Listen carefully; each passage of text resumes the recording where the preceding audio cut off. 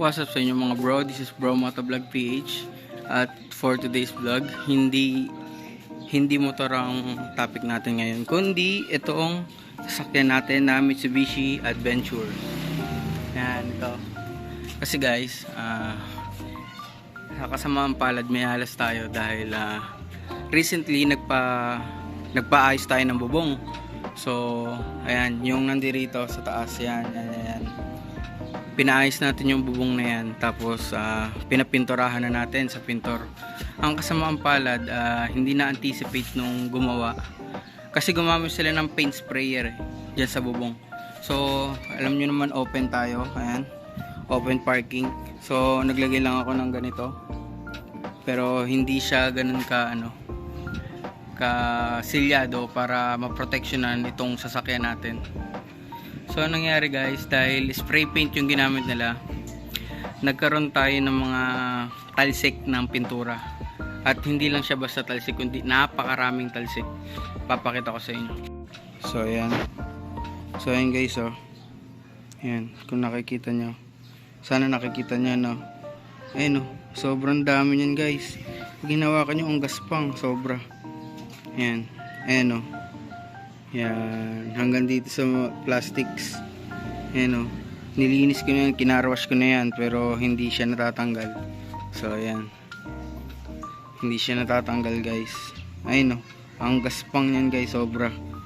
Kung mahawakan nyo, puro butil ng pintura. Ayan, kahit sa gilid. Ayan, kitang kita nyo naman. Ayan. Ayan, ito sa side mirror, oh. Kahit sa mga salamin. Ayan yung glass natin. Ayan, kung makikita nyo. Ito sa pinto. At nagkalat yan doon sa buong sasakyan.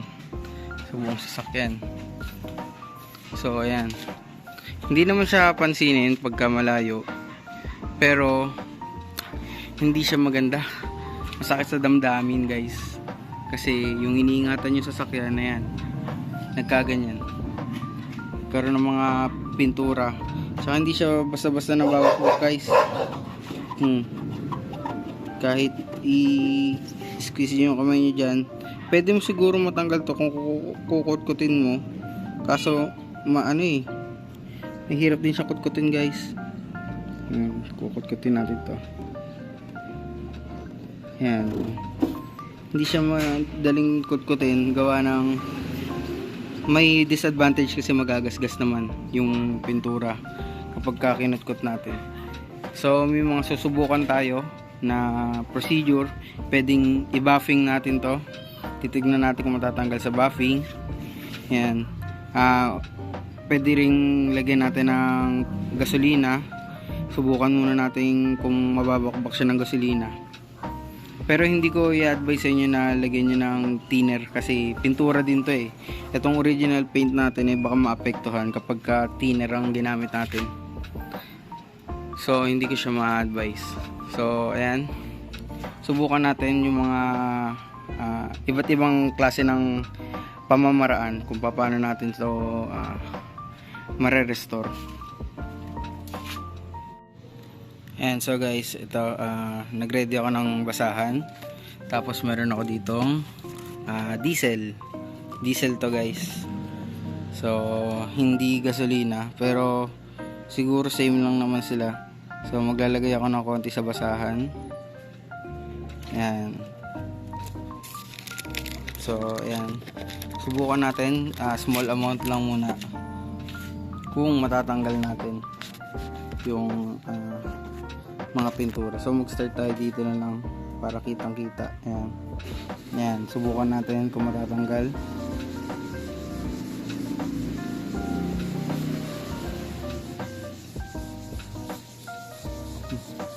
Ayan, medyo dinidiinan ko na yan guys.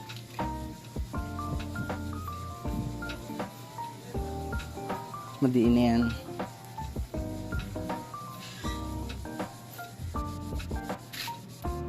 Nara ito sample. Yan. Natin kung matatanggal.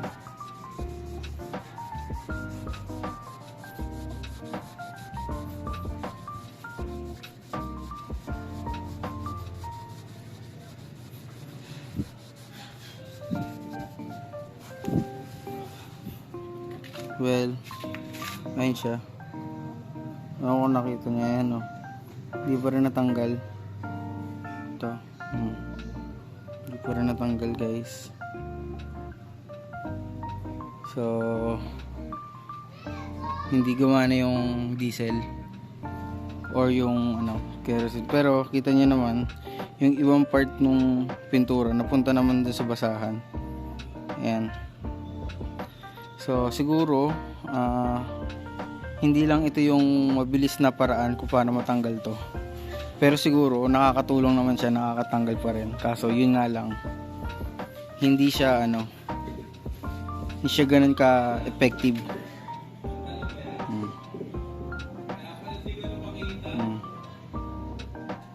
Meron pa din. Tsaka kung hahawakan nyo, magaspang pa din. Ang next naman natin, itong rubbing compound. Ayan. Professional Choice Supra Max.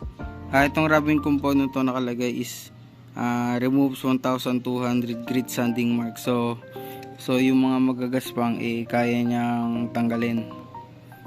Ayan. So subukan natin kung kayang tanggalin itong rubbing compound na to. Itong mga pintura. So kanina dito tayo nagsimula sa side na to. Ayan, kita niyo may bakas pa. Ito. So ngayon dito naman tayo sa ibang part. So dito naman tayo. Yan dito. So maglalagay tayo ng yan. Damihan na natin para sulit. Ayan. So ayan. Ayan, so lagay na tayo dyan. Ikalat lang natin. Ayan.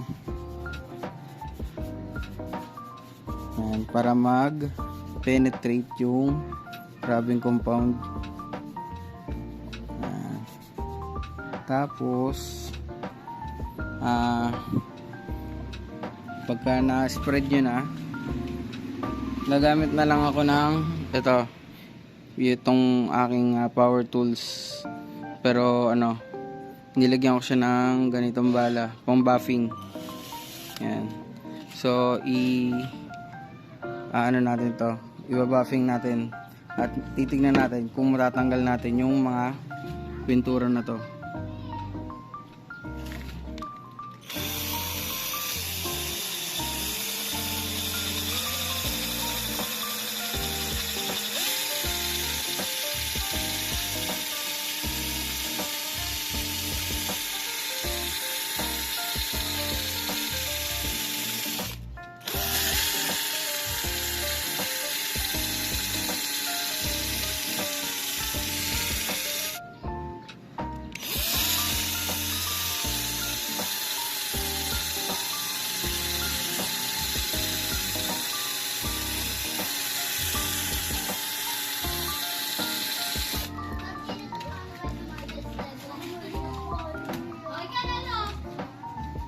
So ayan guys, nabapi ko na. Subukan ko siyang punasan. Ayan, nagsitalsikan na yung ibang compound dahil madami tayong nilagay. Subukan natin punasan kung may nagbago ba.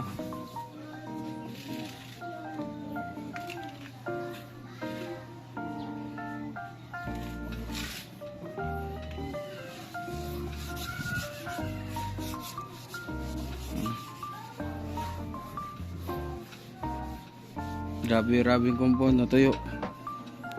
Hindi siya nasama sa pag-wipe kasi magaspang nga kasi talaga. Makikirinig nyo pa lang sa pagpunas ko. Oh. Gumagana. Alam nyo magaspang talaga yung surface gawa ng pintura. Ayan tingnan nyo. Diba? Ang gaspang. Tunog pa lang. Pero pagka halimbawa sa makinis itong salamin, nalinisan ko na to, wala kang maririnig na gaspang. Unlike dito, ayan, sana nadidinig sa camera. Kahit kamayin ko, gaspang. Dito, wala. Dahil makinis ito. may friction kasi magaspang talaga. Ayan. So anong nangyari, itong mga to hindi na natanggal gawa na ng kagaspangan. At update, andyan pa rin yung mga pintura, pero kung makikita nyo parang ano siya halos halos tinatangay naman siya nung buffing. Ayun may mga marks naman siya na parang natatangay naman yung iba, kaso hindi lahat. Tsaka tingin ko kaya naman yan ng buffing, kaso pagtsatsagaan mo ng husto, kasi ito hood pa lang nito, napakalaki na. Ito kapiraso pa lang to, pero tinan nyo naman hindi ko pa rin natanggal. Ginamitan ko na siya ng tools ng buffing machine, pero hindi pa rin umubra. So ang susunod natin gagawin ay subukan natin tanggalin siya gamit nitong next na product natin.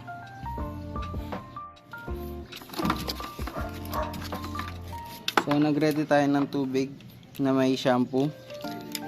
Yan, ginamit ako ng Head and Shoulders lang, kahit anong shampoo pwede. Sa case ko lang, yan ang ginamit ko kasi yan ang available sa amin. Yan, hinalo ko lang siya dito. Then buhusan muna natin ng kapiraso itong hood.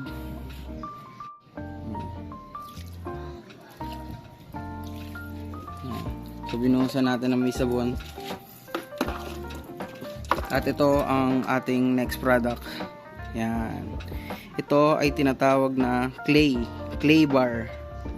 Yan, ginagamit to sa sasakyan talaga, pangtanggal ng mga magagaspang na mga nakadikit sa sa pintura. So ginagamit ito ng mga professional na nagse-ceramic coating. Yan.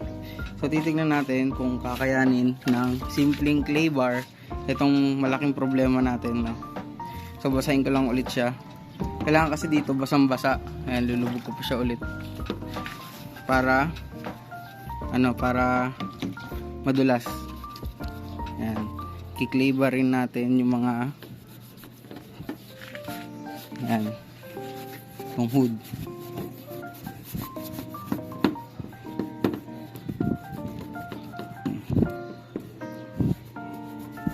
Gaspang talaga guys, mararamdaman nyo yung gaspang sa clay bar habang inaano nyo siya, ina-apply nyo,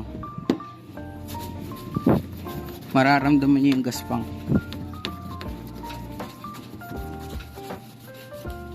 Yan. Gaspang talaga guys, sobra.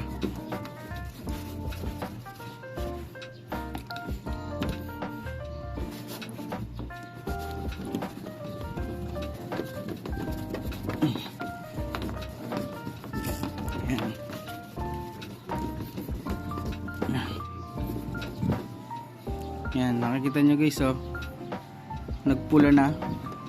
It means effective siya guys. Sana. Yan, dumudulas na siya guys. Pag ganitong madulas na siya, may tendency nakukuha niya talaga guys Isa pa, ito medyo blue pa to. Nakukuha niya talaga guys kasi dumudulas Pag dumulas kasi siya, ibig sabihin makinis na siya. Ayun So tingnan nga natin guys. Buhusan muna natin. Then punasan natin ng basahan.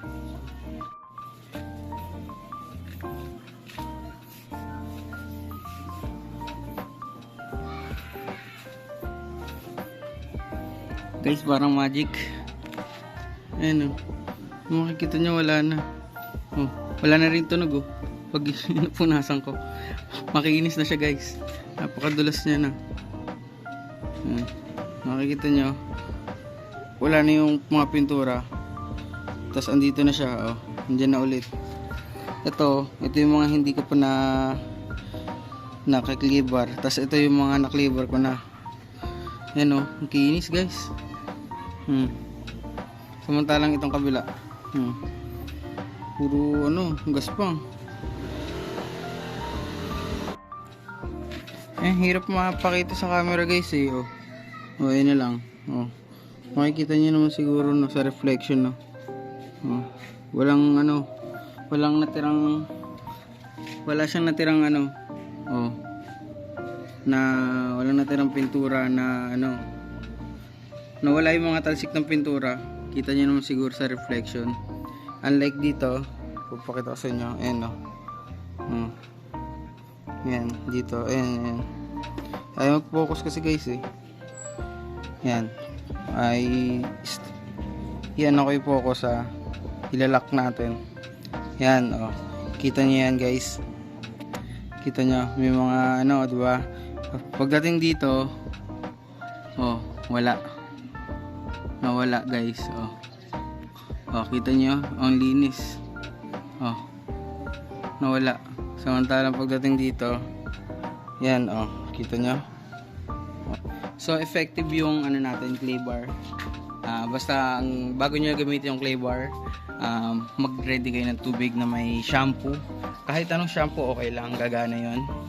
Then yung clay bar ibasain nyo ng tubig na may shampoo. So ang clay bar na ginamit ko ay ito. 3M siya guys, 3M na clay bar. So legit na 3M na clay bar to guys. Hindi to yung mga clay baran lang. Pang automotive talaga siya, para sa mga pintura talaga ng mga sasakyan, mga motor, lahat ng pintura ng mga sasakyan. So ayun, so marami pa tayong gagawin. Papakita ko sa inyo. Ayan, so ito, papakita ko sa inyo. Ayan, napakarami niyan. Tatanggalin ko yan. Ayan, oh. Tatanggalin ko lahat yan. Kahit itong mga salamin na to, sa salamin. Ayan, oh, ayan. Ayan, ang lalaan yan, oh. Gaspang yan, guys. Ang tagal kong pinag-isipan kung anong solusyon dito, guys. 3 weeks na. Hindi pala, 2 weeks lang pala. 2 weeks na ako naghahanap ng solusyon. And ito, magandang angulo. Oh, meron mga gaspang. Dito wala, makinis. Oh. Natanggal talaga yung gaspang. Tsaka yung mga puti-puti na yun, natanggal ng clay bar. So the best yung clay bar. Ito meron oh. Oh, kita niyo sa camera. Ito yung mga meron pa. Ito yung wala na. Oh. Diba? Walang halong mekes-mekes, walang edit yan. Itong sa salamin, kitang-kita niyo sobrang clear na yan. Kasi ginamitan ko na rin ang clay bar yan kanina. Kaya ako napa-vlog kasi nagulat ako sa resulta ng clay bar. So, matrabaho pa tong gagawin natin. Yan. Hindi ko naman din masisi yung nagpintura sa bubong kasi hindi naman nila sinasadya. So hindi hinayaan ko na lang. So ayun. Lahat naman ng problema may solusyon at nakakita tayo ng solusyon sa murang halaga guys. Mura lang tong clay bar. Sulit to. Pero tingin ko pagka sobrang dumi na hindi nyo na magagamit to kasi parang kakalat mo lang yung dumi. So marami tayong mauubos na ganito. Pero okay lang. At least maayos natin to. Yan. So kung gusto niyo ng mga ganitong content, please like, share, and subscribe. Click nyo na rin yung notification bell para lagi kayong updated sa mga bagong videos. So, hanggang sa muli, this is Bro Motovlog PH. See you on the next vlog.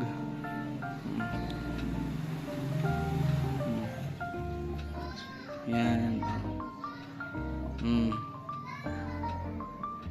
Sobrang kinis niyan minsan.